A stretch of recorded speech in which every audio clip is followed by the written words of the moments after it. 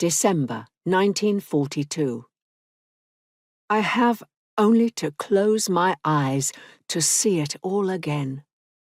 Paris was plunged into night. Not just Paris, but the whole world plunged into hatred and destruction.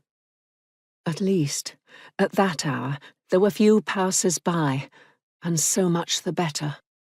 The fewer the people on the streets, the less the chance of being noticed. I had unstitched the star sewn on my coat and was carrying the false papers that identified me as Colette Brull-Ulman, supposedly Breton and Catholic. If I were stopped, it would be worse for me, far worse. But I had no other choice. Better not to think about it. I could hear my heart beating as I walked down Rue Santerre, hugging the wall that made up one side of a huge quadrangle. Behind it were just visible the roofs of some tall brick buildings. Farther down, a gate opened into a small paved courtyard, leading to an open entry porch. The Rothschild Hospital. From their post, a kind of concierge's lodge, 2 duty cops watched me enter. The hospital was guarded night and day.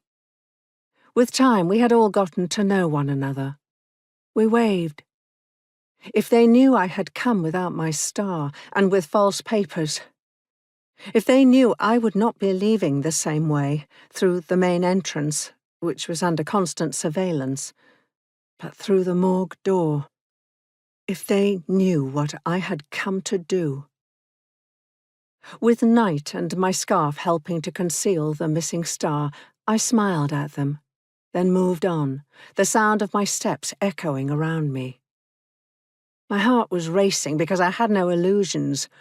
If these guards caught me, they would arrest me. And most assuredly, they would hand me over to other police, who would be far less accommodating, perhaps even to the Gestapo, and I would be beaten and forced to tell them what I knew. And even if I knew very little, for I was only a minor player in this network, a little 22-year-old intern, I would undoubtedly talk. I knew how they dealt with their prisoners at the hospital. I had treated a resistance fighter who had been handed over to the Gestapo.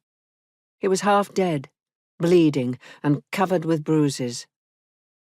If I talked, the whole network could be blown. All those children fated for deportation would have no hope of being saved. In that moment I shivered with fear, then quickly put this thought aside. Beyond the entrance, the hospital grounds were dark and silent. I could barely make out the beautiful central lawn with its 2-story red brick pavilions on each side. To muster my courage, I thought back to my arrival there, a little more than a year earlier.